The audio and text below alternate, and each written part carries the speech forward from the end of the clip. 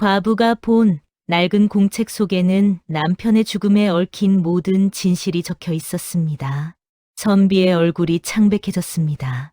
선비가 연루돼 있던 그 사건의 피해자가 이 과부의 남편이었다니요. 폭설이 내리던 그날 밤, 얼어 죽을 뻔한 선비를 구해준 과부, 억울함을 안고 살아온 여인, 하늘이 두 사람을 만나게 한 이유가 무엇이었을까요?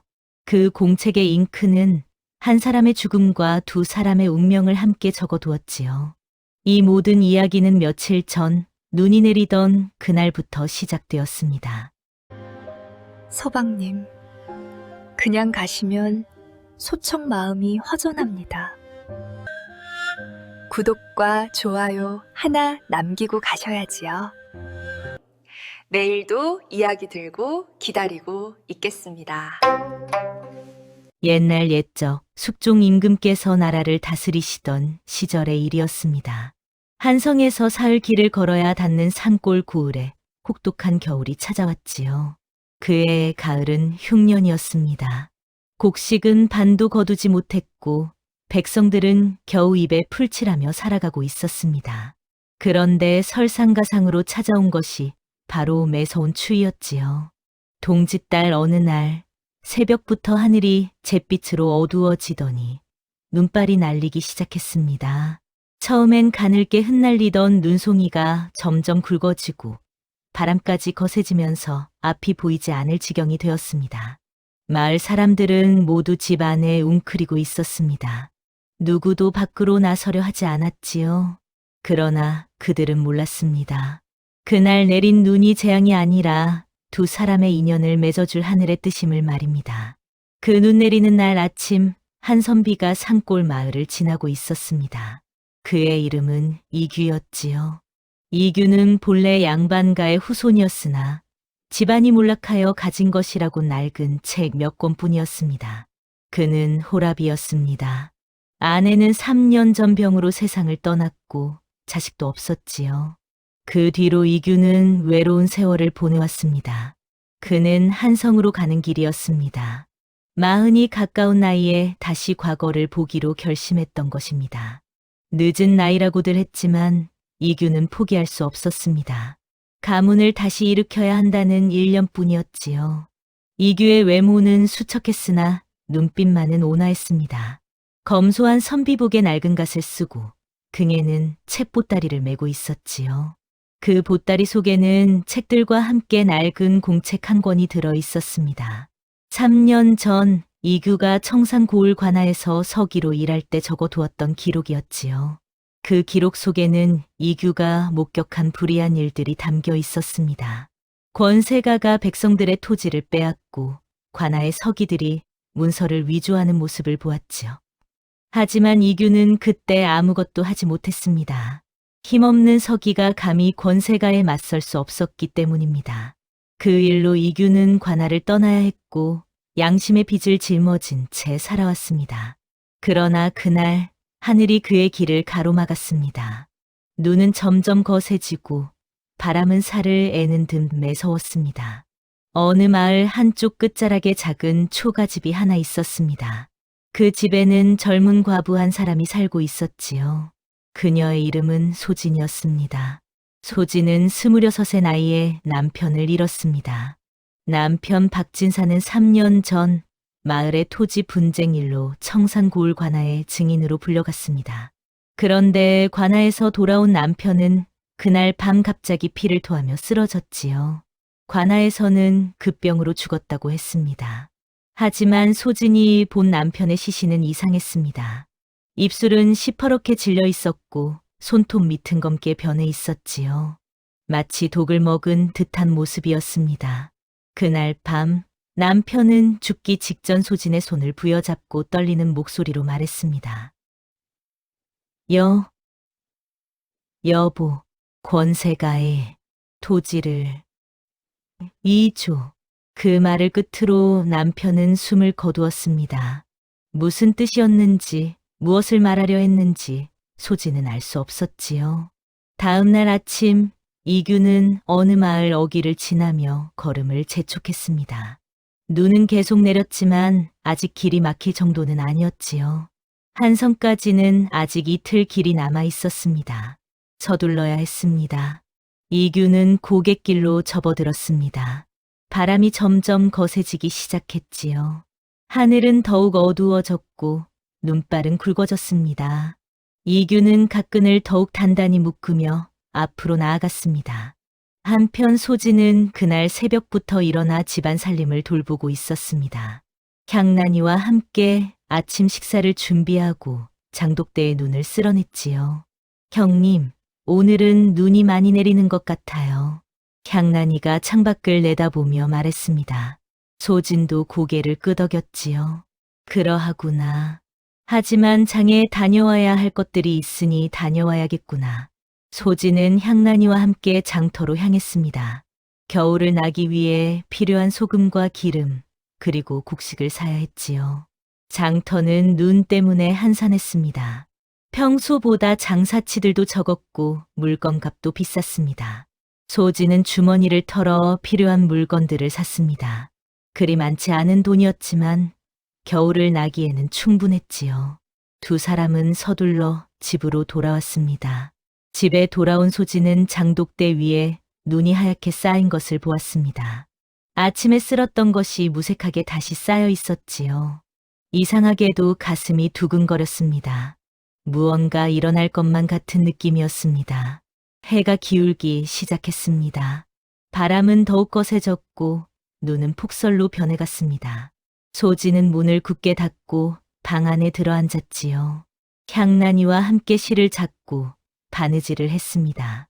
형님, 이 눈은 언제 그칠까요? 글쎄다. 하늘이 아시겠지. 소진은 창밖을 내다보았습니다. 눈은 점점 더 많이 내렸습니다. 마치 하늘이 무언가를 준비하는 듯 했지요. 고갯길에서 이규는 점점 힘들어지고 있었습니다. 눈은 이제 앞이 보이지 않을 정도로 쏟아졌고 바람은 몸을 가누기 힘들 만큼 거셌지요. 이규는 한 걸음 한 걸음 나아가려 애썼습니다. 하지만 눈은 무릎까지 쌓였고 추위는 뼛속까지 파고들었습니다. 손발의 감각이 점점 사라져 갔지요. 이러다가는 정말 얼어 죽겠구나. 이규는 중얼거렸습니다. 해는 이미 저물기 시작했고 사방은 하얗게 눈으로 뒤덮여 있었습니다. 길을 잃은 것인지 제대로 가고 있는 것인지조차 알 수 없었지요. 이규는 한 걸음씩 발을 내딛었습니다. 발이 눈 속에 깊이 빠졌다가 겨우 빠져나왔습니다. 온몸이 떨렸습니다. 이대로는 안 되겠다는 생각이 들었지요. 그때였습니다. 멀리 희미하게 불빛이 보였습니다. 집이었습니다. 이규는 마지막 힘을 짜내어 그 불빛을 향해 걸어갔지요. 드디어 대문 앞에 도착했을 때 이규는 그만 쓰러질 듯 비틀거렸습니다. 손을 들어 문을 두드리려 했지만 힘이 빠져 그대로 주저앉고 말았습니다. 의식이 흐려졌습니다. 그때 소진은 방 안에서 이상한 소리를 들었습니다. 문 두드리는 소리 같기도 하고 무언가 쓰러지는 소리 같기도 했지요. 형님, 무슨 소리 아니세요? 향란이가 겁에 질린 목소리로 물었습니다. 소진은 잠시 망설였습니다. 이 밤에 누가 찾아왔을까요? 혹시 나쁜 사람은 아닐까요? 하지만 다시 생각해보니 이 폭설에 나쁜 짓을 하러 온 사람이 있을 리 없었습니다. 오히려 길을 잃은 나그네가 도움을 청하는 것일지도 몰랐지요. 소진은 조심스럽게 문을 열었습니다. 그리고 깜짝 놀랐지요. 대문 앞에 한 선비가 쓰러져 있었던 것입니다. 갓은 벗겨져 있었고 옷은 눈으로 하얗게 뒤덮여 있었습니다. 저기요. 괜찮으세요? 소진이 다가가 선비를 흔들었습니다. 이규는 간신히 눈을 뜨며 말했습니다. 죄송합니다. 하룻밤만 묵어갈 수 있을까요? 목소리는 떨렸고 입술은 파랗게 질려 있었습니다. 소진은 더 이상 망설이지 않았습니다. 이 사람을 그냥 두었다가는 얼어 죽을 것이 분명했지요. 향란아, 어서 나와서 도와주렴. 소진은 향란이를 불러 함께 이규를 안으로 들였습니다. 이규는 거의 의식을 잃은 상태였지요. 두 사람은 힘겹게 이규를 사랑방까지 옮겼습니다. 향란아, 어서 온돌방에 불을 지펴라.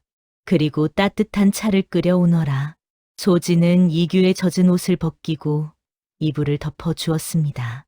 향란이가 급히 불을 지폈고 방 안이 따뜻해지기 시작했지요. 소진은 따뜻한 차를 끓여 이규의 입에 조금씩 넣어주었습니다. 이규는 차를 마시며 조금씩 정신을 차렸지요. 손발의 감각이 돌아오면서 통증이 밀려왔습니다. 고맙습니다, 부인. 목숨을 구해주셨습니다. 이규는 고개를 숙이며 말했습니다. 목소리는 여전히 떨렸지만 정신은 돌아온 것 같았지요. 소진은 고개를 저으며 대답했습니다. 사람이 죽어가는데 어찌 모른 척하겠습니까? 오늘 밤은 여기서 쉬고 내일 아침에 떠나시지요. 방 안에는 고요한 정적이 흘렀습니다. 이규는 사랑방에서 소진과 향란이는 안방에서 각자 누웠지요. 하지만 두 사람 모두 잠을 이룰 수 없었습니다. 이규는 천장을 바라보며 생각했습니다. 참으로 고마운 분이구나. 과부의 집에 남자를 들이는 것이 얼마나 조심스러운 일인가. 세상 사람들의 입방아에 오를 것을 뻔히 알면서도 이렇게 선뜻 문을 열어주다니. 정말 어진 마음씨를 가진 분이로구나. 이규는 자신을 구해준 소진의 모습을 떠올렸습니다. 검소한 옷차림이었지만 얼굴은 고왔습니다. 무엇보다 그 눈빛이 맑고 따뜻했지요. 과부의 삶이 얼마나 힘들었을까. 하지만 그 속에서도 다른 사람을 돌볼 여유를 가진 사람이었습니다. 한편 소진도 잠을 이루지 못하고 있었습니다. 3년 만에 처음으로 집 안에 남자가 들어왔지요. 남편이 죽은 뒤로 소진은 남자와 말 한마디 나누지 않으며 살아왔습니다. 마을 사람들의 눈초리가 두려워 집 밖으로 나가는 것조차 꺼려했지요. 하지만 오늘은 달랐습니다. 사람의 목숨이 달린 일이었습니다. 소진은 후회하지 않았습니다.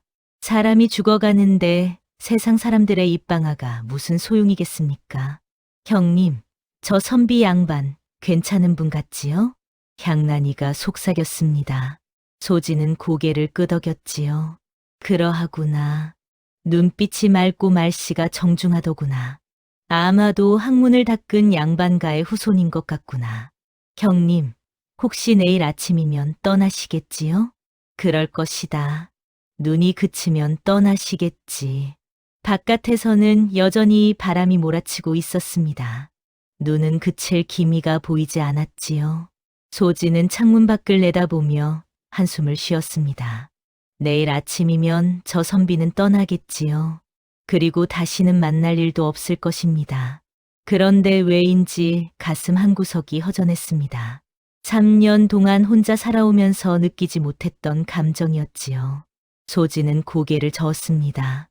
무슨 생각을 하는 것인가. 나는 과부이고 저 사람은 나그네일 뿐이다. 하룻밤 묵어가는 인연에 불과한 것을. 새벽녘이 되어서야 소진은 잠이 들었습니다. 꿈속에서 소진은 남편을 보았지요. 하지만 이상하게도 남편의 얼굴이 선비의 얼굴과 겹쳐 보였습니다. 소진은 꿈속에서 소스라치게 놀라 깨어났습니다. 다음 날 아침 눈은 여전히 내리고 있었습니다. 하지만 어젯밤만큼 거세지는 않았지요. 소진은 일찍 일어나 아침 식사를 준비했습니다. 그런데 밖에서 빗자루질 소리가 들렸습니다. 소진이 놀라 밖으로 나가보니 이규가 마당을 쓸고 있었지요. 아니, 선비 양반, 그게 무슨 짓이십니까? 소진이 황급히 말했습니다. 이규는 웃으며 대답했지요. 하룻밤 신세를 졌는데 이 정도는 해야지요. 게다가 부인께서 목숨을 구해주셨는데 손이라도 보태야 하지 않겠습니까? 소진은 그 모습을 보며 가슴이 따뜻해지는 것을 느꼈습니다. 세상에 이런 선비도 있구나. 양반가의 후손이면서도 몸을 낮출 줄 아는 사람이라니. 그날 하루도 눈은 그치지 않았습니다. 이규는 떠날 수가 없었지요. 소진은 점심을 차려 사랑방으로 가져갔습니다. 변변치 못한 음식이지만 드시지요. 아닙니다. 이렇게 따뜻한 밥을 먹을 수 있다니 감사할 따름입니다. 두 사람은 조심스럽게 말을 주고받았습니다. 이규는 자신이 과거를 보러 한성으로 가는 길이라고 말했지요. 소진은 고개를 끄덕이며 들었습니다. 선비 양반께서는 학문이 깊으신 것 같습니다. 아닙니다. 아직 배울 것이 많습니다. 이 나이에 과거를 본다는 것이 부끄러울 따름입니다. 이규는 겸손하게 말했습니다. 그리고 잠시 망설이다 물었지요. 부인께서는 혼자 사시는 것 같은데 가족은? 예, 남편을 잃고 시누이와 함께 살고 있습니다. 소진의 목소리가 조금 떨렸습니다. 이규는 더 이상 묻지 않았지요. 과부의 아픔을 건드리고 싶지 않았습니다. 그날 밤 소진은 또다시 잠을 이루지 못했습니다. 이상했습니다. 낯선 남자가 집에 있는데 불안하기는커녕 마음이 편안했습니다. 마치 오래전부터 알던 사람처럼 느껴졌지요. 마을에서는 벌써 소문이 돌기 시작했습니다. 과부의 집에 남자가 묵고 있다는 소문이었지요. 마을 사람들은 소진의 집 앞을 지나며 수군거렸습니다. 하지만 소진은 개의치 않았습니다. 떳떳하게 사람을 구한 것뿐이니까요. 세상 사람들이 뭐라 하든 자신이 한 일은 옳은 일이었습니다. 사흘째 되는 날 눈이 조금 잦아들었습니다. 하지만 길은 여전히 막혀 있었지요. 이규는 떠나려 해도 떠날 수가 없었습니다. 그날 저녁 소진은 이규에게 저녁상을 들고 갔습니다. 이규는 낡은 공책을 펼쳐놓고 무언가를 읽고 있었지요. 소진이 들어서는 소리에 이규는 얼른 공책을 덮었습니다. 무슨 책을 읽고 계셨습니까? 소진이 물었습니다. 이규는 잠시 망설이다가 대답했지요. 아, 그냥 옛 기록을 보고 있었습니다. 이규의 목소리가 조금 어두워졌습니다. 소진은 이상한 느낌이 들었지요. 무언가 숨기는 것 같았습니다. 선비 양반, 혹시 무슨 걱정거리라도 있으십니까? 소진이 조심스럽게 물었습니다. 이규는 한참을 망설이다가 천천히 입을 열었습니다. 부인, 실은 제게도 마음의 빚이 있습니다. 이규는 자신이 3년 전 청산 고을 관하에서 서기로 일했던 이야기를 꺼냈습니다. 그곳에서 권세가가 백성들의 토지를 빼앗는 것을 목격했지만 힘이 없어 아무것도 하지 못했다고 말했지요. 권세가 김진사라는 자가 있었습니다. 그 자는 백성들의 토지 문서를 위조하여 땅을 빼앗았지요. 저는 그 모든 것을 보았지만 아무것도 하지 못했습니다. 이규의 목소리는 자책으로 가득했습니다. 소진은 숨을 죽이며 들었지요. 그때 한 백성이 억울함을 호소하러 왔습니다. 하지만 관아에서는 그를 내쫓았고 그는 그날 밤 의문의 죽음을 당했습니다. 저는 그 일을 기록해두었지만 세상에 알릴 용기가 없었습니다. 소진의 가슴이 쿵 내려앉았습니다. 청산 고을, 김진사, 토지 위조, 모든 것이 맞아떨어졌습니다. 그 고을이 어디였습니까? 소진의 목소리가 떨렸습니다. 이규가 대답했지요. 청산 고을이었습니다. 소진의 얼굴이 하얗게 질렸습니다. 청산 고을, 바로 남편이 죽은 곳이었습니다. 혹시 그 사람의 이름이 박진사였습니다.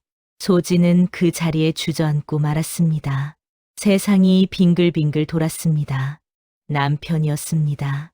이규가 본 그 사람이 바로 소진의 남편이었던 것입니다. 부인, 괜찮으십니까? 이규가 황급히 소진을 부축했습니다. 소진은 떨리는 목소리로 말했지요. 그 사람이 제 남편입니다. 이규의 얼굴도 창백해졌습니다. 공책이 바닥에 떨어졌지요. 두 사람은 서로를 바라보며 말을 잇지 못했습니다. 하늘이 맺어준 인연이었습니다. 이 폭설도 이 만남도 모두 우연이 아니었습니다. 그날 밤 두 사람은 마주 앉아 긴 이야기를 나누었습니다. 이규는 자신이 기록해둔 공책을 꺼냈지요. 제가 그때 본 것을 모두 적어두었습니다.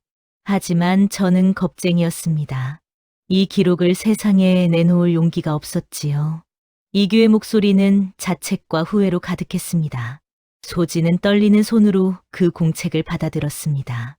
남편과 관련된 마지막 진실이 그 안에 있었습니다. 권세가 김진사가 토지 문서를 위조했습니다. 그리고 박진사께서 그 사실을 알아차리셨던 것입니다. 박진사께서는 정의로운 분이셨습니다. 그 부정을 그냥 지나칠 수 없으셨던 것이지요. 소진은 공책을 읽으며 눈물을 흘렸습니다. 남편이 왜 죽어야 했는지 이제야 알게 되었지요. 남편은 정의를 지키려다 목숨을 잃은 것이었습니다. 남편은 끝까지 정의를 지키려 했습니다. 그런데 저는 3년 동안 아무것도 하지 못했습니다. 남편의 억울함을 풀어주지도 못했습니다. 소진의 목소리가 떨렸습니다. 이규가 조심스럽게 말했습니다. 아닙니다, 부인. 부인께서 잘못하신 것이 없습니다. 여염집 과부가 무슨 힘으로 권세가에 맞서겠습니까? 잘못은 저에게 있습니다. 저는 관아의 석이었으면서도 아무것도 하지 못했습니다. 소진은 고개를 들어 이규를 바라보았습니다. 불빛에 비친 이규의 얼굴은 진지했습니다. 그 눈빛에는 진심과 후회가 담겨 있었지요. 소진은 처음으로 이규를 한 사람으로, 한 남자로 보게 되었습니다. 선비 양반, 아니, 나으리. 소진이 처음으로 이규를 나으리라고 불렀습니다. 이규의 가슴이 두근거렸지요. 저도 이제는 알겠습니다. 이 만남이 우연이 아니었다는 것을요. 하늘이 우리를 만나게 해주신 것입니다. 바깥에서는 여전히 눈이 내리고 있었습니다. 하지만 방 안은 따뜻했습니다. 두 사람의 마음도 점점 가까워지고 있었지요. 이규는 소진의 얼굴을 물끄러미 바라보았습니다. 달빛에 비친 소진의 모습은 아름다웠습니다. 검소한 옷차림이었지만 그 속에서 빛나는 강인함과 온화함이 느껴졌지요. 이규는 오랜만에 느끼는 감정에 당황했습니다. 부인, 저는 부인을 도와드리고 싶습니다. 박진사님의 억울함을 풀어드리고 싶습니다. 그것이 제가 할 수 있는 속죄입니다. 정말, 그래, 주시겠습니까? 소진의 목소리에 희망이 담겼습니다. 3년 동안 풀지 못했던 한이 드디어 풀릴 수 있을 것 같았습니다. 이규는 고개를 끄덕였습니다. 예, 이제는 도망치지 않겠습니다. 제가 가진 이 기록으로 진실을 밝히겠습니다. 비록 늦었지만 이제라도 해야 할 일입니다. 그날 밤 두 사람은 새벽까지 이야기를 나누었습니다. 처음으로 마음을 터놓은 것입니다. 남편의 죽음에 대해, 이규의 후회에 대해, 그리고 앞으로 해야 할 일에 대해 이야기했지요. 말을 나누면 나눌수록 두 사람은 서로에게 끌리고 있었습니다. 하지만 아직은 조심스러웠지요. 과부와 선비. 세상의 눈이 따가운 처지였습니다. 그날 밤 소진은 또다시 꿈을 꾸었습니다. 남편이 나타나 무언가를 말하려 했지요. 소진아, 이제 알겠구나. 남편의 목소리는 이번에는 원망스럽지 않았습니다. 오히려 안도하는 듯 했지요. 남편의 얼굴에는 미소가 떠올라 있었습니다.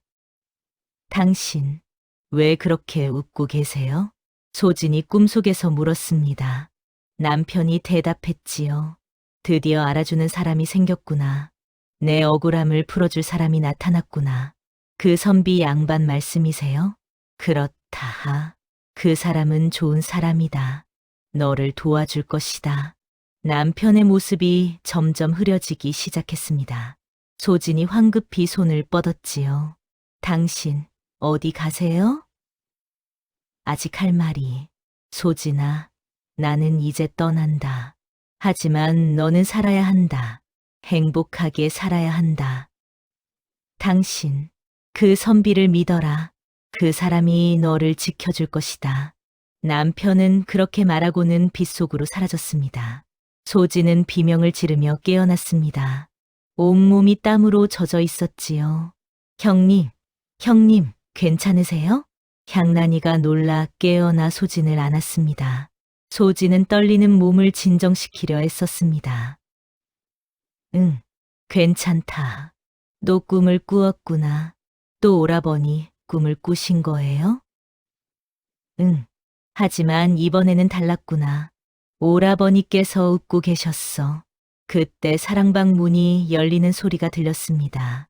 이규가 걱정스러운 목소리로 물었지요. 부인, 괜찮으십니까? 비명 소리가 들렸습니다. 소진은 방문을 열었습니다. 이규는 옷을 제대로 입지도 않은 채 책을 들고 서 있었지요. 한밤중에 급히 나온 모습이었습니다. 죄송합니다. 제가 꿈을 꾸어서. 아닙니다. 제가 책을 읽어드리겠습니다. 마음을 진정시키는데 도움이 될 것입니다. 이규는 밤새 방문 밖에 앉아 책을 읽어주었습니다. 논어와 맹자의 구절들을 읽어주었지요. 그 목소리는 차분하고 온화했습니다.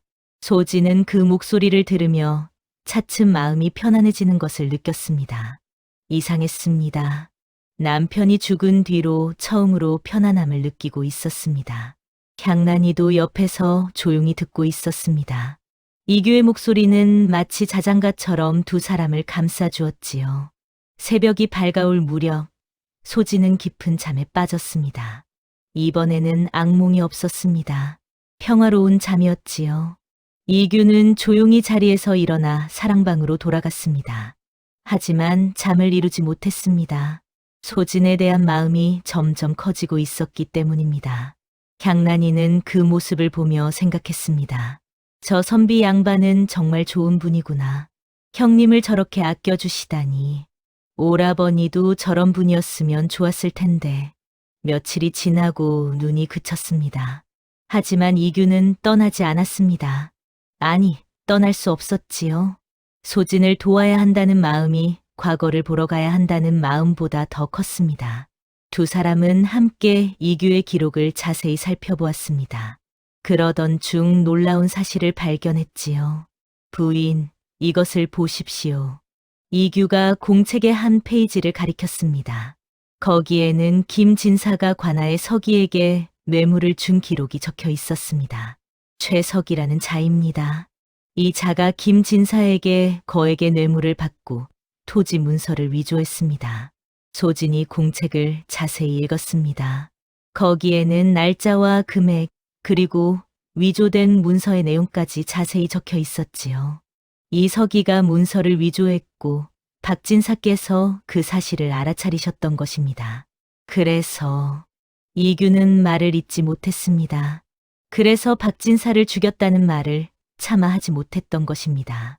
그렇다면 그 서기도 공범이었군요. 소진의 목소리가 떨렸습니다. 분노와 슬픔이 뒤섞인 목소리였지요.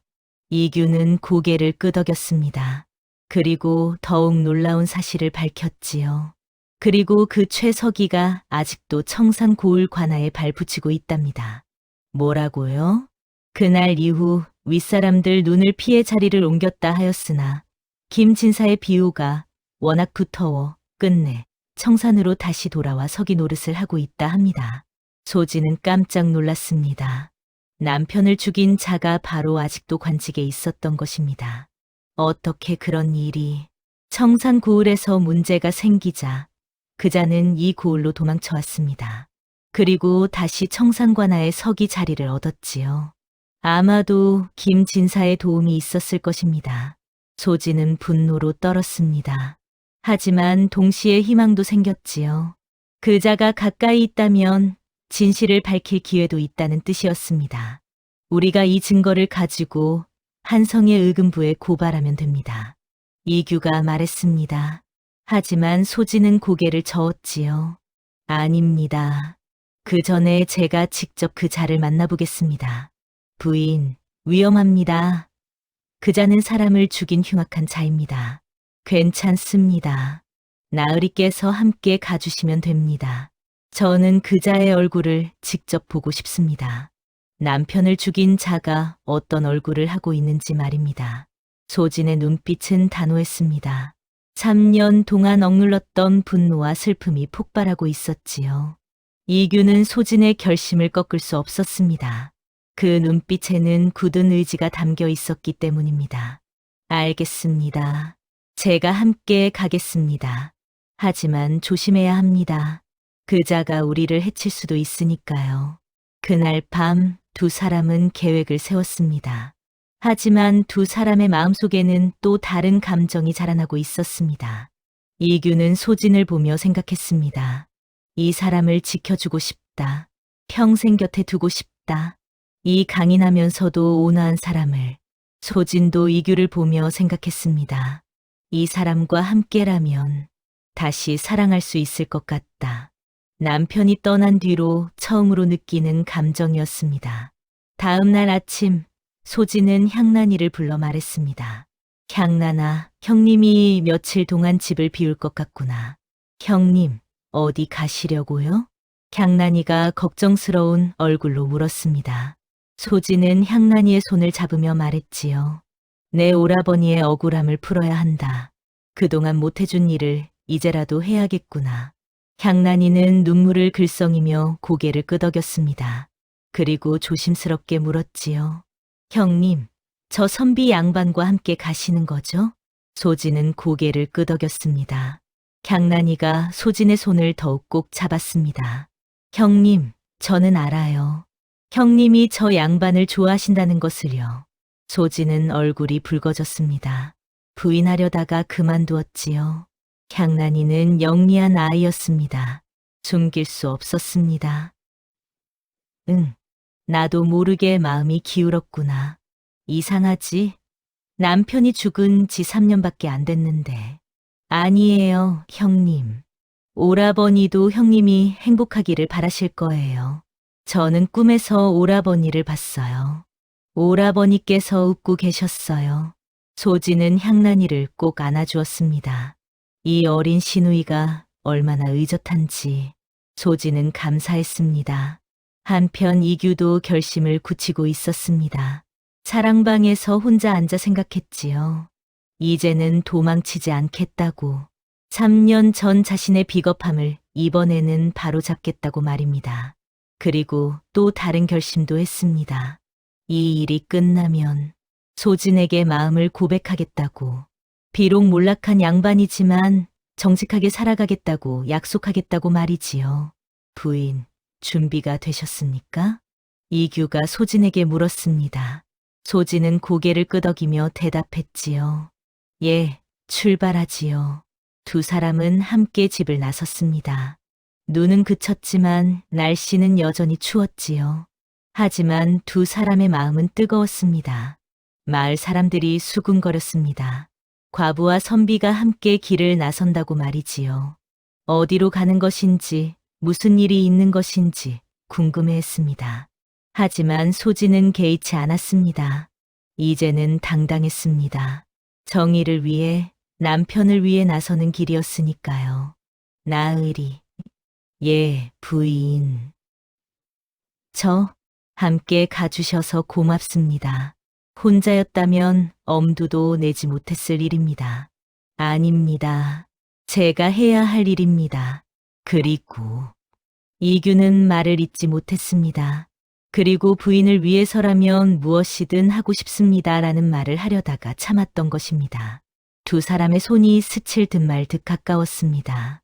하지만 아직은 조심스러웠지요. 서로의 마음을 확인하지 못한 상태였습니다. 이틀을 걸어 청산구울에 도착했습니다. 그곳 관아에는 최석이라는 자가 일하고 있었지요. 소진과 이규는 관아 근처의 주막에 여장을 풀었습니다. 그리고 최석이를 지켜보기 시작했지요. 최석이는 여전히 권세가 김진사의 집을 드나들고 있었습니다. 관아 일을 마치고는 곧장 김진사의 집으로 가서 술을 마시고 돌아왔지요. 저자가 아직도 김진사와 한통속이로군요. 이규가 이를 갈았습니다. 소진도 분노로 떨고 있었지요. 저자가 남편을 죽인 자라니 믿어지지 않았습니다. 그날 밤 두 사람은 최석이의 집 근처에서 기다렸습니다. 최석이가 술에 취해 비틀거리며 돌아왔지요. 최석이, 잠깐 이야기 좀 합시다. 이규가 앞을 가로막았습니다. 최석이는 이규를 보더니 얼굴이 하얗게 질렸습니다. 이규. 내가 왜 여기? 내가 살아있었어? 기억하시는군요.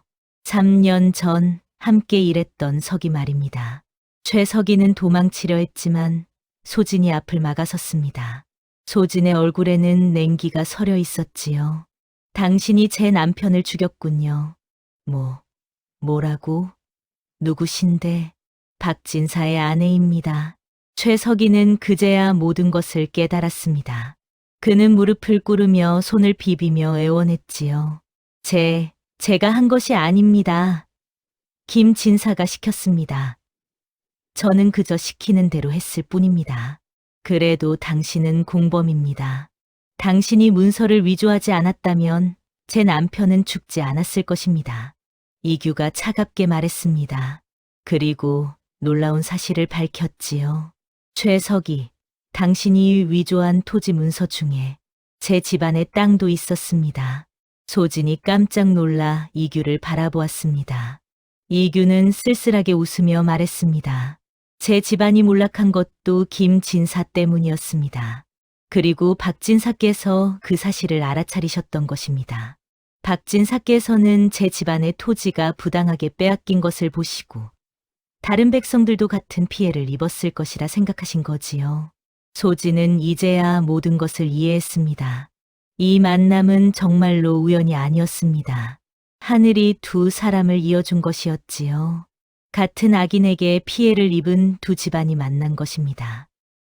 그러니까 우리 집안도 나으리의 집안도 모두 김진사에게 당한 거군요. 예, 맞습니다. 우리는 같은 아픔을 가진 사람들입니다. 두 사람은 서로를 바라보았습니다. 슬픔과 분노, 그리고 사랑이 뒤섞인 눈빛이었지요. 이 만남은 운명이었습니다. 최석이의 자백을 받아낸 두 사람은 증거를 확보했습니다.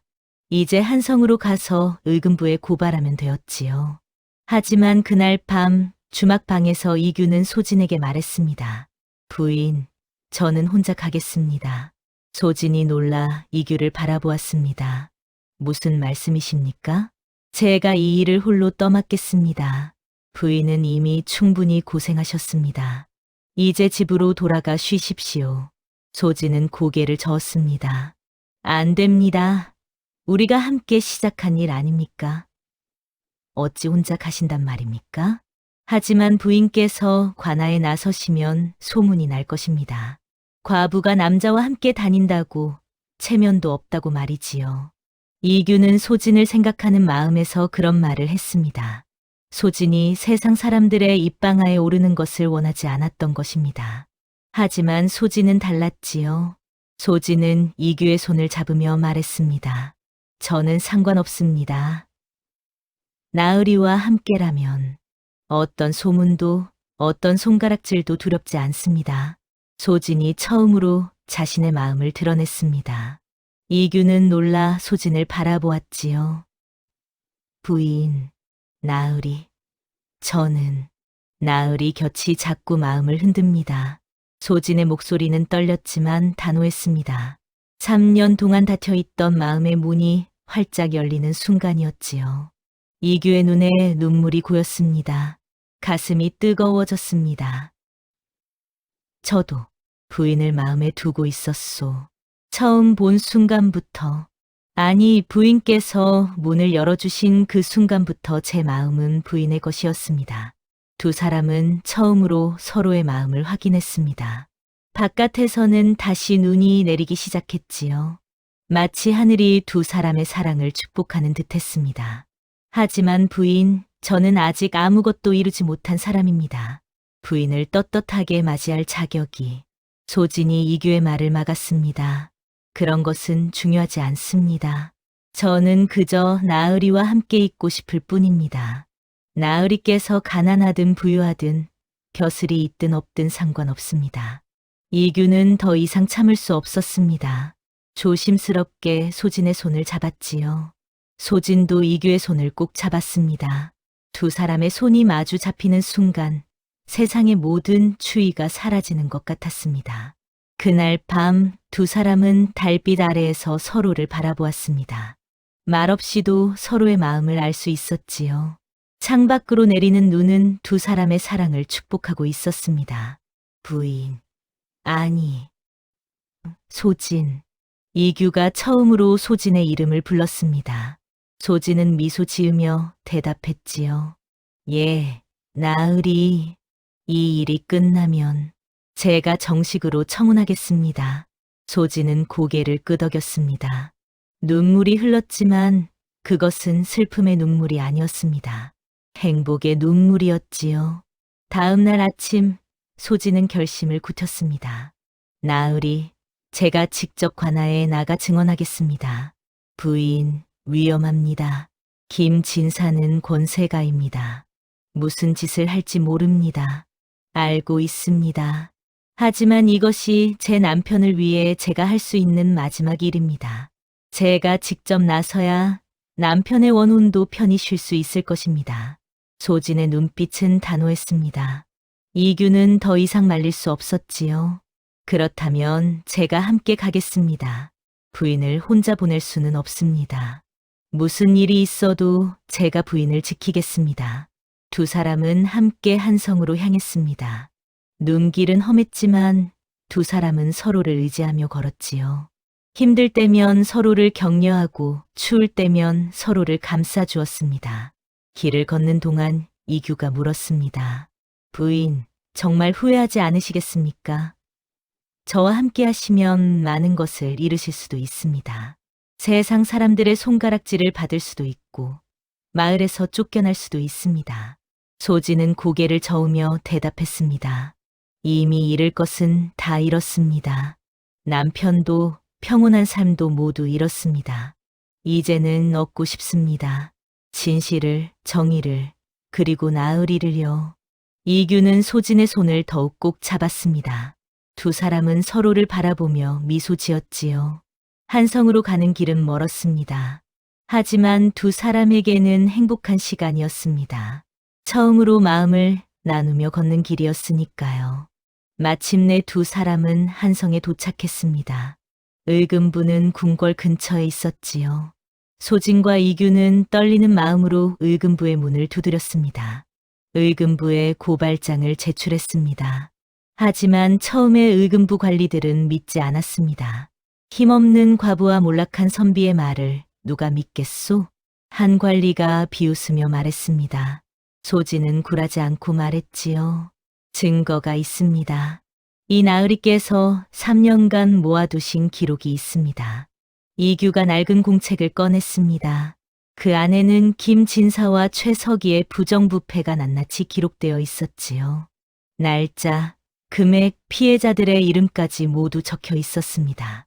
을금부 도사가 공책을 자세히 살폈습니다. 그의 표정이 점점 굳어졌지요. 이것이 정말 사실이오? 예, 모두 제가 직접 목격하고 기록한 것입니다. 저는 청산고을 관아의 석이었습니다. 이 모든 일을 보고도 막지 못한 죄인입니다. 이규의 목소리는 떨렸지만 단호했습니다. 그리고 최석이의 자백도 받았습니다. 소진이 말했습니다. 을금부 도사는 고개를 끄덕이며 즉시 명을 내렸지요. 즉시 김진사와 최석이를 체포하라. 며칠 후 신문이 시작되었습니다. 을금부의 신문장에는 많은 사람들이 모여들었습니다.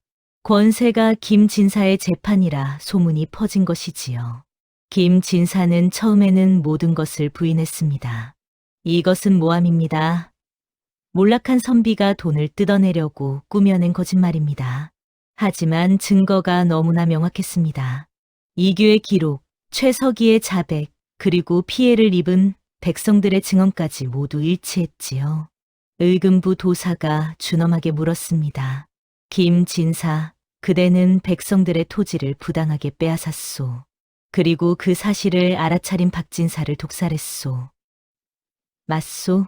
김진사의 얼굴이 창백해졌습니다. 더 이상 버틸 수 없다는 것을 알았지요. 결국 모든 것을 자백하고 말았습니다. 그렇소. 내가 토지를 빼앗았소. 그리고 박진사를 독살했소. 그자가 모든 것을 알아차렸기 때문이오. 나를 고발하려 했기 때문이오. 김진사의 외침에 을금부가 술렁거렸습니다. 소진은 그 자리에서 눈물을 흘렸지요. 드디어 남편의 억울함이 풀린 것입니다.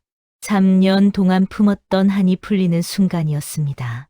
하지만 그때였습니다. 김진사가 갑자기 이규를 가리키며 소리쳤지요. 하지만 이규, 내 놈도 공범이다. 너도 그때 관아에 있으면서 모든 것을 보고도 모른 척했잖아. 너도 나와 같은 죄인이다. 의금부가 다시 술렁거렸습니다. 사람들이 이규를 바라보았지요. 이규의 얼굴이 창백해졌습니다. 사실이었습니다. 이규도 그때 아무것도 하지 못했던 것입니다. 나으리. 소진이 이규를 바라보았습니다.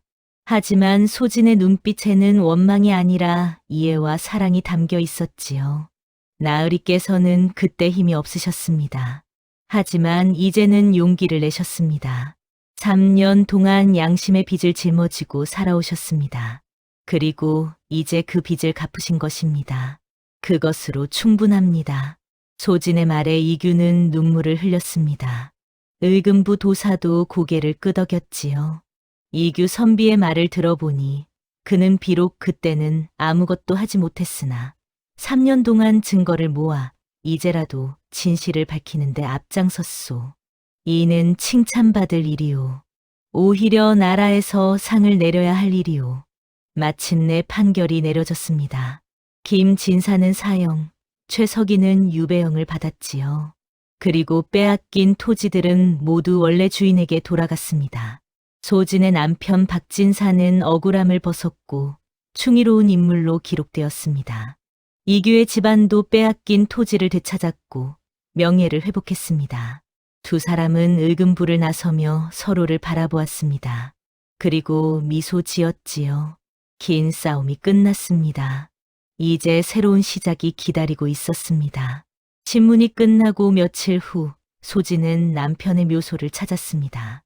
이규도 함께였지요. 두 사람은 긴 길을 걸어 고향 마을로 돌아왔습니다. 묘소 앞에 선 소진은 눈물을 흘렸습니다. 하지만 이번에는 슬픔의 눈물이 아니었습니다. 안도의 눈물이었지요. 여보, 이제 편히 쉬세요.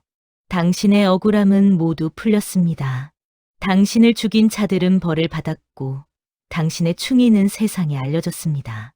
소진은 묘 앞에서 깊이 절을 올렸습니다. 이규도 함께 절을 올렸지요. 박진사님, 저는 이규라고 합니다. 부인을 사랑하게 되었습니다. 부인을 평생 지키고 아끼겠습니다. 부디 허락해 주십시오. 이규는 진심을 담아 말했습니다. 바람이 불어왔습니다. 마치 남편이 대답하는 것 같았지요. 그날 밤 소진은 또다시 꿈을 꾸었습니다. 하지만 이번에는 남편이 환하게 웃고 있었습니다. 소진아, 정말 고생 많았구나. 내 억울함을 풀어주어서 고맙다. 여보, 이제 나는 떠난다. 더 이상 이승에 미련이 없다. 너도 이제 나를 잊고 새로운 삶을 살아라. 하지만 여보, 저는 그 선비가 참 좋은 사람이구나. 나보다 더 너를 아껴줄 것이다. 그와 함께 행복하게 살아라. 그것이 내 마지막 부탁이다. 남편은 그렇게 말하고는 빗속으로 사라졌습니다. 이번에는 정말로 영원한 이별이었습니다. 소진은 평온한 얼굴로 잠에서 깨어났지요. 더 이상 악몽은 없었습니다. 남편의 원호는 편히 떠났습니다. 소진은 이제 진정으로 자유로워진 것입니다. 며칠 후 관아에서 소진에게 문서가 도착했습니다. 재가를 허락한다는 문서였지요. 남편의 억울함이 풀렸고 소진이 3년 동안 정절을 지킨 과부로 인정받았기에 가능한 일이었습니다. 보통은 과부의 재가가 쉽지 않았습니다. 하지만 소진의 경우는 달랐지요. 남편이 충의로운 인물로 인정받았고 소진도 정의를 위해 싸웠기 때문에 관아에서 특별히 허락한 것입니다. 소진은 그 문서를 들고 이규를 찾아갔습니다. 이규는 빼앗긴 토지를 되찾아 집안을 정리하고 있었지요. 나으리, 이제 저는 자유입니다. 소진이 문서를 보여주었습니다.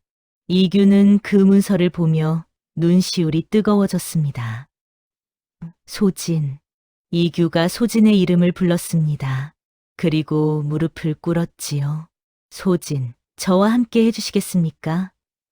제가 가진 것은 많지 않습니다. 하지만 평생 당신을 사랑하고 아끼겠습니다.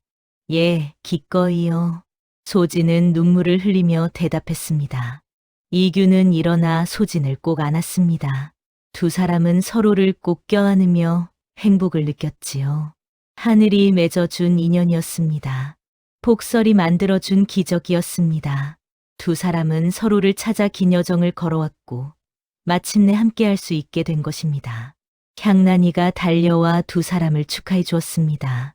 형님, 정말 축하드려요. 이제 정말 행복해지시는 거네요. 고맙다. 향란아, 너도 이제 오빠가 생기는 거란다. 세 사람은 서로를 안으며 기쁨의 눈물을 흘렸습니다. 봄이 찾아왔습니다. 긴 겨울이 끝나고 만물이 소생하는 계절이었지요. 마을에는 꽃이 피고 새들이 지저귀기 시작했습니다. 이규는 과거에 다시 응시하기로 했습니다. 소진은 이규를 격려하며 뒷바라지를 했지요. 밤낮으로 책을 읽는 이규를 위해 차를 끓여주고 옷을 깁고 식사를 챙겼습니다. 소진, 고맙소. 당신이 아니었다면 저는 이렇게 할 수 없었을 것이오. 무슨 말씀을 그렇게 하세요? 나으리께서 과거에 급제하시는 것이 제 소원입니다. 과거 시험이 다가왔습니다. 이규는 한성으로 향했고 소진과 향란이는 집에서 기도했지요. 며칠 후 놀라운 소식이 들려왔습니다. 이규가 장원급제를 한 것입니다. 3년간 쌓아온 학문, 그리고 정의를 위해 싸운 경험이 인정받은 것이지요. 소진은 이규의 급제 소식을 들으며 기뻐 눈물을 흘렸습니다. 향란이도 함께 기뻐했지요. 형님, 이제 정말 행복해지시는 거네요. 나으리께서 장원급제를 하셨어요. 우리 모두 행복해지는 거란다. 이규는 벼슬을 받았습니다. 높은 벼슬은 아니었지만 정직하게 일할 수 있는 자리였지요. 백성들의 억울함을 듣고 해결해주는 관직이었습니다. 이규는 자신의 벼슬을 자랑스러워했습니다. 과거에 하지 못했던 일을 이제는 할 수 있게 된 것이니까요. 그리고 드디어 혼례를 올리는 날이 왔습니다. 소진과 이규는 마을 사람들의 축복 속에서 부부가 되었습니다. 처음에는 수군거렸던 마을 사람들도 이제는 진심으로 축하해 주었습니다. 두 사람의 용기와 정의로움을 모두가 알게 되었기 때문이지요. 과부와 선비의 사랑이 아니라 정의를 위해 싸운 두 사람의 아름다운 인연으로 받아들여졌습니다. 혼례날 밤 두 사람은 서로를 바라보았습니다. 촛불이 방 안을 환하게 비추고 있었지요. 나으리, 소진, 우리 정말 행복하게 살 수 있을까요? 그럼요. 우리는 이미 가장 힘든 시련을 이겨냈습니다. 이제는 행복만이 남았습니다. 두 사람은 손을 맞잡았습니다. 창밖으로 달빛이 환하게 비치고 있었지요. 봄바람이 부드럽게 불어왔습니다. 이규는 소진을 부드럽게 안았습니다. 소진도 이규의 품에 안겼지요. 두 사람의 숨결이 가까워졌습니다. 촛불이 흔들리며 방 안을 더욱 따뜻하게 만들었습니다. 소진, 사랑하오. 저도 사랑합니다. 나으리. 방 안의 공기가 달콤했습니다. 두 사람은 서로를 바라보며 미소 지었지요. 긴 겨울을 지나 드디어 봄을 맞이한 것입니다. 1년 후 소진과 이규는 행복하게 살고 있었습니다. 이규는 정직한 관리로 백성들의 신뢰를 받았고 소진은 현명한 아내로 남편을 내조했지요. 이규는 자신의 과거 경험을 살려 백성들의 억울함을 풀어주는 데 앞장섰습니다.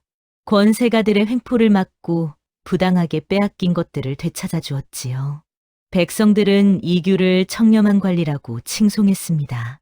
향란이도 좋은 혼처를 만나 시집을 갔습니다. 신랑은 바른 성품의 선비였지요. 소진과 이규는 향란이의 혼례를 성대하게 치러주었습니다. 형님, 저도 형님처럼 행복하게 살 수 있을까요? 향란이가 혼례 전날 밤 소진에게 물었습니다. 소진은 향란이의 손을 잡으며 말했지요. 그럼 물론이지. 너는 좋은 사람을 만났구나. 행복하게 살 거라. 향란이가 시집을 간 뒤 소진과 이규는 둘만의 시간을 보냈습니다. 고요하고 평화로운 시간이었지요. 어느 봄날 마지막 눈이 내렸습니다. 봄눈이었지요. 꽃들이 피기 시작한 마당에 하얀 눈이 소복이 내렸습니다. 소진과 이규는 마당에 나와 그 눈을 바라보았습니다. 두 사람은 서로의 손을 꼭 잡고 서 있었지요. 여보, 기억하세요? 우리가 처음 만난 날도 이렇게 눈이 내렸지요. 그럼요. 그날의 폭설이 우리를 만나게 해주었습니다. 저는 그날을 잊을 수 없습니다. 그 눈이 재앙이 아니라 축복이었네요. 두 사람은 손을 맞잡고 눈을 바라보았습니다. 그날의 폭설은 이제 평생의 봄이 되었습니다. 재앙처럼 보였던 그 눈이 사실은 하늘이 내린 가장 큰 축복이었던 것입니다. 여보, 저는 이제 알겠어요. 지켜야 할 것은 체면이 아니라 마음이었다는 것을요. 맞아요. 우리는 마음을 지켰고 정의를 지켰고 그래서 행복해졌습니다. 소진의 배는 조금 불러 있었습니다. 새 생명이 자라고 있었지요. 두 사람의 사랑의 결실이었습니다. 이규는 조심스럽게 소진의 배를 어루만졌습니다. 우리 아이에게는 어떤 이름을 지어줄까요? 봄눈이라는 뜻의 이름이 어떨까요? 춘설이라고요. 좋아요. 춘설. 아름다운 이름이네요. 우리를 만나게 해준 그 눈을 기억하는 이름이군요. 예, 그 아이에게도 이 이야기를 들려주고 싶어요. 하늘이 맺어준 인연, 폭설이 만들어준 사랑 이야기를요. 두 사람은 서로를 바라보며 미소 지었습니다. 봄눈은 계속 내리고 있었지요. 하얀 눈송이들이 두 사람을 감싸며 축복하고 있었습니다. 하늘이 맺어준 인연, 눈이 이어준 사랑. 그것은 평생을 함께할 축복이었습니다. 두 사람은 가장 힘든 시련을 함께 이겨냈고, 이제는 행복만이 가득한 미래가 기다리고 있었습니다. 옛말에 백절불굴이라는 말이 있습니다. 어떠한 난관에도 굽히지 않고 이겨나간다는 뜻이지요. 소진과 이규는 바로 그런 사람들이었습니다. 억울함 앞에서 굽히지 않았고 사랑 앞에서 두려워하지 않았습니다. 그들의 용기는 많은 사람들에게 희망을 주었습니다. 힘없는 백성도 정의를 위해 싸울 수 있다는 것을, 과부도 다시 사랑할 수 있다는 것을, 몰락한 양반도 명예를 되찾을 수 있다는 것을 보여주었지요. 그날의 폭설은 재앙이 아니었습니다. 하늘이 내린 축복이었습니다. 두 사람을 만나게 해준, 그리고 평생의 행복을 선물해준 축복 말입니다. 봄눈은 소리 없이 내렸고 두 사람은 말없이 손을 맞잡았습니다. 재앙인 줄 알았던 눈이 실은 하늘이 내려준 길이었지요. 지켜야 할 것은 체면이 아니라 마음. 그 마음을 끝내 지켜낸 이들은 마침내 봄을 얻었습니다.